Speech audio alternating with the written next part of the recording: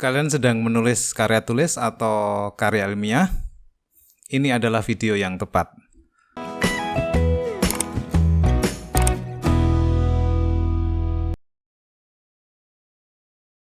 Kali ini kita akan bahas bentuk karya tulis, cara menentukan judul atau topik, dan bab 1 pendahuluan.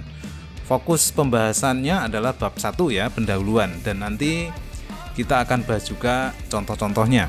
Tapi sebelum ke bab 1 pendahuluan, kita pahami dulu pengertian dan bentuknya. Karya tulis atau karya ilmiah adalah tulisan yang berisi tentang fenomena atau peristiwa yang ditulis berdasarkan kenyataan. Jadi bukan fiksi ya. Misalnya tulisan tentang ilmu pengetahuan sosial, ilmu pengetahuan alam, teknologi, seni, dan lain-lain yang diperoleh melalui studi kepustakaan, penelitian, atau pengalaman di lapangan, atau pengalaman nyata, atau empiris ya. Karya ilmiah dapat ditulis dalam 3 bentuk penyajian. Yang pertama populer, semi formal, dan formal. Bentuk populer yang biasa disebut karya ilmiah populer bentuknya manasuka, ringkas, bahasanya bersifat santai atau populer. Karya ilmiah ini umumnya dijumpai di media massa seperti koran atau majalah. Karya ilmiah bentuk semi formal secara garis besar terdiri atas halaman judul, kata pengantar, daftar isi, pendahuluan, pembahasan, simpulan, dan daftar pustaka. Sedangkan yang berbentuk formal seperti ini ya, ini lebih lengkap ya, lebih lengkap. Kedua bentuk ini tidak baku atau harus persis seperti ini, tidak. Ini adalah garis besarnya saja. Tiap sekolah atau guru bahasa Indonesiamu bisa mempunyai ketentuan lain, tapi kurang lebihnya seperti ini. Selanjutnya kita bahas bagian-bagian penting dari struktur karya ilmiah ya. Yang pertama judul. Judul dalam karya ilmiah dirumuskan dalam satu frasa yang jelas dan lengkap, seperti contoh berikut ini yang saya kutip dari buku paket halaman 259. Judul mencerminkan hubungan dua variabel. Berdasarkan judul ini, variabelnya adalah aktivitas pergaulan dan prestasi belajar siswa. Judul juga harus mencerminkan dan konsisten dengan masalah penelitian, ruang lingkup, tujuan, subjek penelitian, metode. Ini semua harus dipastikan dalam pemilihan judul karena semua ini selanjutnya akan kita tulis di bab 1 pendahuluan. Tips menentukan masalah atau topik yang terkandung dalam judul. Yang pertama, menarik perhatian penulis. Kalian sebagai penulis harus tertarik dulu dengan masalah tersebut agar kalian termotivasi. Yang kedua, dikuasai oleh penulis, artinya kalian punya pemahaman yang memadai tentang masalah yang diteliti agar kalian bisa meneliti dan menganalisisnya dengan baik pula. Misalnya nih, kalian yang dari jurusan IPS ya pilihlah topik-topik seputar ilmu pengetahuan sosial, misalnya sejarah, psikologi, atau hukum. Jangan memilih topik seputar teknologi. Atau sebaliknya, anak-anak IPA ya pilihlah topik-topik terkait dengan ilmu pengetahuan alam misalnya. Berikutnya, menarik dan aktual. Menarik dalam hal ini adalah menarik bagi banyak orang ya, agar karyamu tentu lebih bermakna dan bermanfaat bagi banyak orang. Yang terakhir, ruang lingkupnya terbatas. Tentu topik atau masalah dalam karya tulis harus terbatas agar kalian tidak kesulitan. Lebih baik sempit topiknya ya, tetapi dibahas dengan tuntas daripada luas tetapi pembahasannya dangkal. Nah, ini adalah bagian yang utama dari video ini, yaitu bab 1.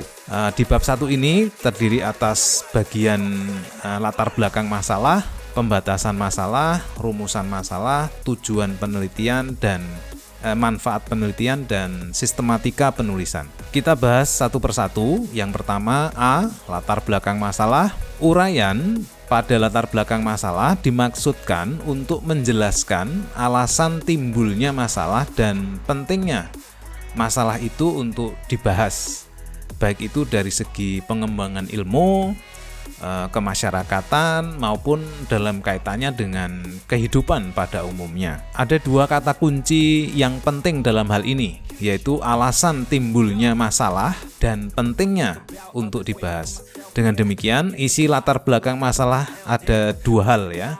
Dua hal tersebut kalian tulis dalam beberapa paragraf atau berarti ya minimal 2 paragraf. Sebelum menulis di bab 1 ini, pastikan jenis hurufmu Times New Roman, ukurannya 12, spasinya 2, margin kiri 4 cm, atas bawah dan kanan ini ya 3 cm. Ketentuan ini tidak baku, ya, bisa saja berbeda tiap sekolah.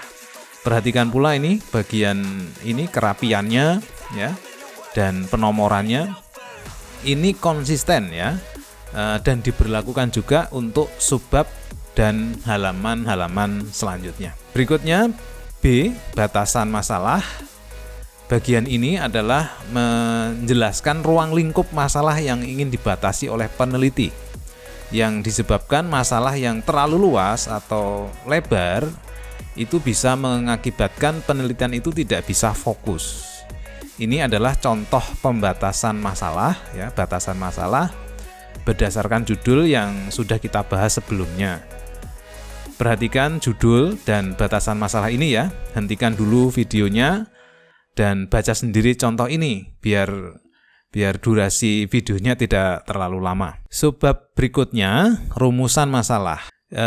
Rumusan masalah ini dirumuskan dengan pertanyaan mengapa atau bagaimana. Pertanyaan ini diharapkan ya menuntut jawaban yang kompleks karena di dalamnya mengandung masalah yang dianggap perlu pemecahan dengan penelitian. Ingat ya, dengan kata ganti tanya mengapa dan bagaimana. Perhatikan penulisan nomor ya dan rumusan pertanyaannya lengkap ya. Rumusan pertanyaannya lengkap. Berikutnya, perhatikan contoh tujuan penelitian berikut ini. Kalian baca sendiri contohnya ya.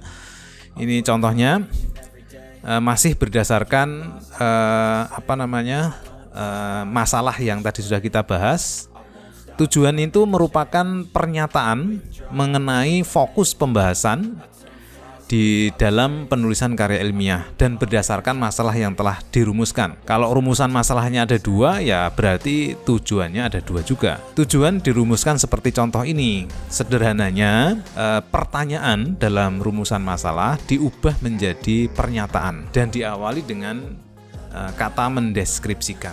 Ini contoh rumusan manfaat penelitian. Manfaat penelitian berisi hal-hal yang diperoleh setelah tujuan penelitian telah terpenuhi. Manfaat penelitian bisa saja bersifat teori ya, atau bersifat praktis. Misalnya memecahkan masalah-masalah pada objek yang diteliti. Untuk kalian yang di level SMA yang bersifat praktis saja ya. Nah, berdasarkan contoh judul ini, ya, judul yang sudah kita bahas sebelumnya, misalnya bisa manfaatnya untuk sekolah, guru, atau siswa. Ya. Bagian terakhir dalam bab 1 pendahuluan adalah sistematika penulisan. Untuk menulis sebuah hasil penelitian, peneliti harus menuliskan dengan urut, terstruktur, dan sistematis. Terdapat penguraian secara deskriptif mengenai apa saja yang akan ditulis atau dilaporkan dalam penelitian. Contoh sederhananya bisa kalian tulis seperti ini ya. Demikianlah pembahasan kali ini yang membahas fokusnya pada bab 1.